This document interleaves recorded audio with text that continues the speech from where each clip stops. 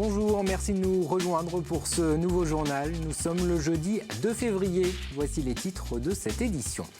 Louis Burton termine 7e du Vendée Globe. Le skipper de Bureau-Vallée a franchi la ligne d'arrivée ce jeudi matin, un peu avant 9h. Après 87 jours passés en mer, le Breton de 31 ans était plutôt ému en arrivant au Sables d'Olonne. Vous l'entendrez.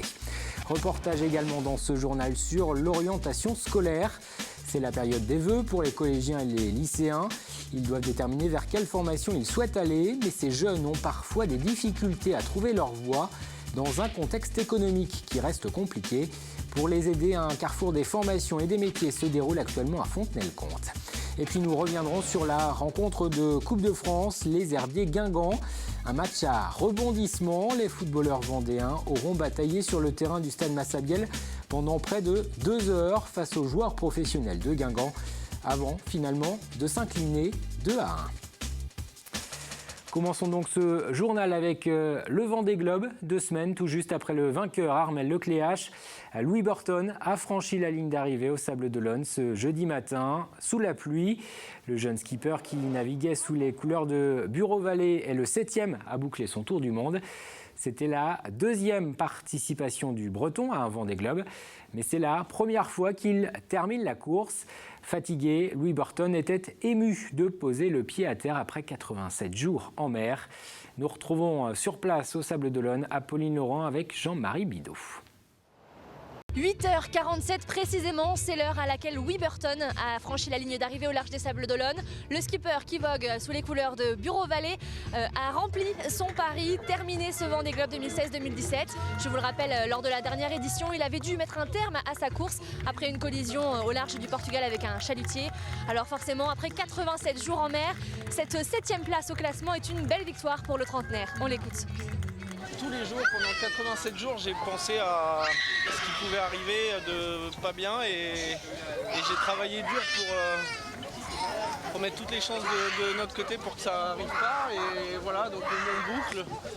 J'avais à cœur d'aller le plus vite possible. Je savais que ça allait être compliqué de terminer dans les 10 et que ça allait être vraiment dur. Après, je n'imaginais pas jusqu'où il fallait aller pour arriver à terminer un Vendée Globe et à arriver à être rapide surtout, quoi. C'est surtout ça, je crois, la difficulté. Alors c'est chacun à son niveau, mais arriver ici en 87 jours, c'est pour moi c'est mieux que l'objectif que je m'étais donné. Donc voilà, j'ai tiré dans la bête et ça c'était dur. Après cette belle expérience et ce beau parcours à bord de son bateau fétiche sur lequel il navigue depuis 2011, Louis Burton ne compte pas s'arrêter là. Il avait même annoncé avec son sponsor Bureau-Vallée qu'il rachèterait le Banque Populaire 8 sur lequel Armel Lecléache a remporté cette 8e édition du Vendée Globe. On risque donc de voir l'homme et le bateau au départ de d'autres courses et pourquoi pas dans 4 ans au Sables d'Olonne. Et il reste donc à présent 11 skippers encore en course. Le prochain à boucler son tour du monde, ce sera selon toute vraisemblance Nandorfa. Le Hongrois est attendu au Sables d'Olonne la semaine prochaine. Ce sera entre le 6 et le 8, c'est-à-dire entre lundi et mercredi. 2 autres skippers devraient le suivre. Éric Bellion entre le vendredi 10 et le dimanche 12. Et puis le néo-zélandais Conrad Coleman lui est attendu entre le 12 et le 14 février. Et puis de leur côté, Arnaud Boissière et Fabrice Amédéo ont dit au revoir à l'hémisphère sud. Les 2 skippers ont passé ces dernières heures l'équateur. Le premier, Arnaud Boissière, a retrouvé l'hémisphère nord dans la nuit de ce mercredi à jeudi vers minuit et demi. Le skipper de l'Amicaline entame donc la dernière partie de son parcours, tout comme Fabrice Amédéo, qui a franchi lui l'équateur vers 9h ce jeudi matin. Et au fur et à mesure qu'il approche des Sables d'Olonne, le skipper de Newrest Matmut prend petit à petit conscience de sa performance. Écoutez. Il y a quelques heures, on a dépassé un cargo, un tanker, et l'équipage avait l'air brésilien. Ils nous ont appelé à la VHF, ça c'était sympa. Et ils nous ont dit Where do you come from? J'ai dit From France. And where do you go? To France. Et ils ont eu beaucoup de mal à comprendre. Je leur ai expliqué qu'on avait fait le tour du monde. Et ça c'est vraiment un truc de fou quand même. Là j'ai réalisé qu'on avait fait quelque chose d'incroyable. Et donc du coup, voilà, c'est énorme. Je trouve le temps un peu long, il n'y a plus un pet de nourriture à bord, mais il n'y a vraiment pas le droit de se plaindre. Maintenant il faut rentrer, terminer de la plus belle manière ce tour du monde. Arnaud Boissière et Fabrice Amédéo sont attendus au Sables d'Olonne aux alentours du 15 février. Dans le reste de l'actualité, au chapitre économie, la croissance française a été un peu moins importante que prévu. Le gouvernement tablait sur une hausse du PIB d'1,4%, mais selon l'INSEE, elle n'a été que de 1,1%. Pourtant, pour 2017, la Banque de France, elle, se veut optimiste. L'institution a dévoilé ce jeudi matin à La Roche-sur-Yon une étude sur l'économie des Pays de la Loire. 2016 a été une année plutôt positive, y compris en Vendée, dans les secteurs du bâtiment et du tourisme. Et pour 2017, cela devrait se poursuivre grâce aux investissements et aux effets, entre autres, du CICE pour les entreprises. C'est ce que nous explique le directeur de la Banque de France en Vendée. La première observation, c'est que l'ensemble de l'année 2017, pour l'ensemble des secteurs que nous observons, c'est bien une annonce de croissance qui est réalisée par les chefs d'entreprise. Ils nous donnent des chiffres d'affaires en hausse, avec des variantes, mais ils nous donnent des chiffres d'affaires en hausse. Ils nous annoncent une progression de l'investissement non insignifiante et peut-être qu'un certain nombre d'éléments, comme par exemple les mesures fiscales, peuvent inciter à la chose. Et nous pourrions même rajouter que la hausse du crédit que nous voyons actuellement réalisée en Vendée est une hausse qui semble confirmer cette intention d'investissement. Et cette situation économique, Pierre Gattaz est venu la constater sur le terrain. Le président du MEDEF, le syndicat des patrons, était en visite ce mercredi en Vendée. Il s'est notamment rendu à Saint-Georges-de-Montaigu. Pierre Gattaz qui veut faire de l'entreprise l'un des sujets majeurs de la prochaine campagne présidentielle. Le président du MEDEF a notamment salué les 5% de chômage dans le bassin d'emploi des Herbiers. Il estime que le modèle économique vendéen peut être une source d'inspiration pour arriver au plein emploi en France. Écoutez. Ce qui est remarquable, c'est que vous avez dans chaque village une ou plusieurs petites entreprises. Donc il y a eu une préservation des entreprises, notamment familiales, patrimoniales. Et ça, c'est magique, c'est un modèle. Ça fait des dizaines d'années que ça dure, peut-être 100 ou 200 ans que ça dure. Et je trouve que c'est harmonieux parce qu'en effet, les Vendéens ont compris que l'entreprise, c'est là où on crée l'emploi d'abord, la formation, l'intégration des jeunes, et puis la croissance et la richesse d'un territoire. Et je pense que les Vendéens l'ont compris avant tout le monde et il faudrait que ce modèle se généralise sur toute la France. Et face à un marché de l'emploi qui reste compliqué, une économie en pleine mutation, ce n'est pas toujours évident pour les jeunes de se projeter et d'imaginer un projet professionnel. À Fontenay-le-Comte, un carrefour des formations et des métiers se tient actuellement. Un rendez-vous annuel qui réunit des établissements scolaires mais aussi des représentants de certains milieux professionnels. Tous ont pour objectif d'aider les jeunes à trouver leur voie. Pierre Dalicieux. En pleine période d'orientation, on se creuse les méninges. Difficile de trouver un futur métier et beaucoup ne savent même pas vers quel domaine se diriger. Non, je sais pas du tout. Je sais pas encore vraiment ce que je vais faire, donc j'explore un peu tout. Non, pas du tout. Dans cet atelier du Conservatoire national des arts et métiers, on tente d'aiguiller ces jeunes sur les métiers du futur. Car avec une économie en pleine mutation, beaucoup de professions, si elles ne disparaissent pas, changeront radicalement. Si vous prenez par exemple un boulanger aujourd'hui et puis un boulanger il y a 40 ans, ça n'a rien à voir ou pas grand-chose à voir comme métier parce que ce ne sont pas les mêmes matières qui sont utilisées, ce ne sont pas les mêmes machines, etc. Donc, imaginer les métiers du futur, c'est évidemment réfléchir à qu'est-ce qui va permettre de mettre en œuvre un projet de société ou un projet technologique. Ce carrefour des métiers est bien là pour aider ces jeunes à construire leurs projets professionnels, avec au total une centaine de stands d'organismes de formation. On est bien dans la découverte du métier, dans le déclic. Et normalement, les stands, les professionnels qui interviennent doivent pouvoir mettre en œuvre tout ce qu'il faut pour que ce déclic ait lieu et se dire tiens, ça y est, j'ai une idée ou un embryon d'idée qui va me permettre de commencer à cheminer, à monter mon affaire. Un carrefour de formation qui n'est pas uniquement réservé aux jeunes, mais aussi à la formation pour adultes, la reconversion professionnelle et la recherche d'emploi. Et ce carrefour des formations et des métiers se déroule à Fontenay-le-Comte, à l'espace Cassin, jusqu'à ce vendredi midi. On passe au football avec les 16e de finale de la Coupe de France. Nous vous l'annoncions dans notre précédente édition, il n'y a plus de club vendéen en lice après l'élimination du Poiré-sur-Vie. Ce sont les joueurs des Herbiers qui ont été sortis de la compétition. Les Vendéens, pensionnaires de National, étaient opposés à Guingamp, club de Ligue 1.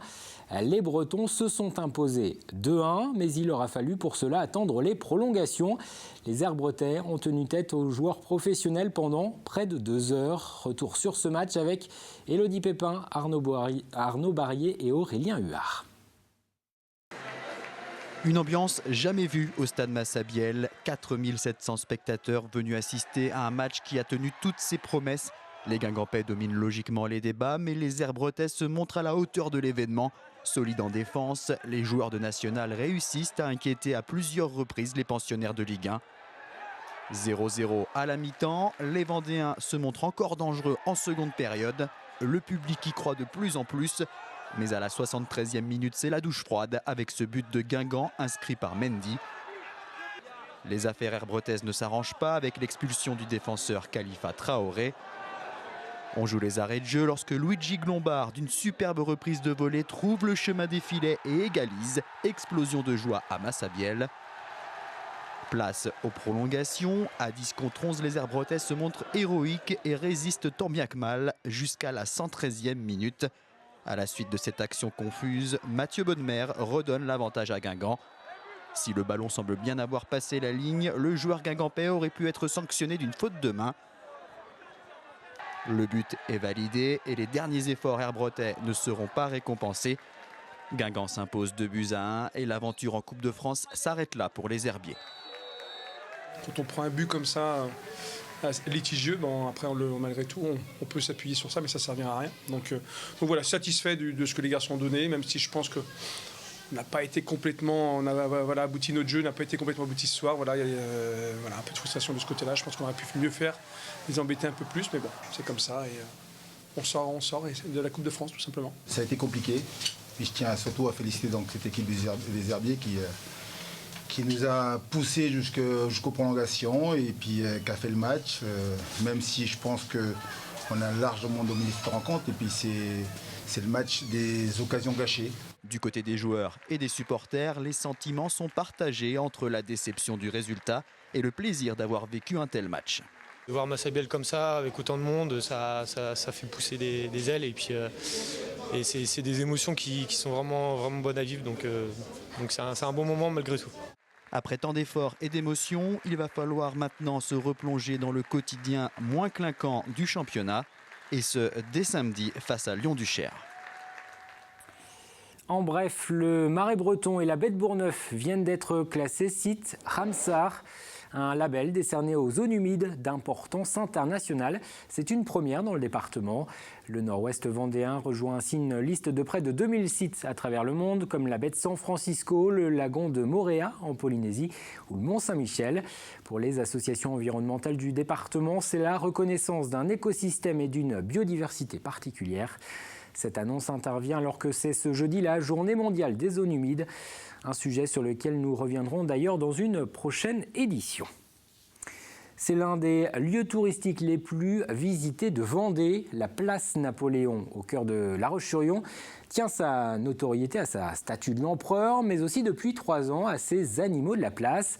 Des crocodiles, des hippopotames, des loutres articulées que les visiteurs peuvent actionner. Mais ces animaux mécaniques sont fragiles.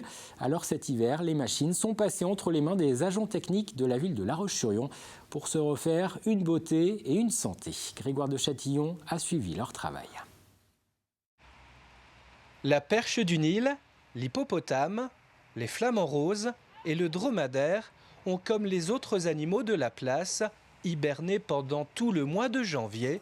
Et c'est comme ça chaque année, l'occasion pour la petite équipe de vétérinaires de réaliser dans leur atelier, au sec, une maintenance indispensable.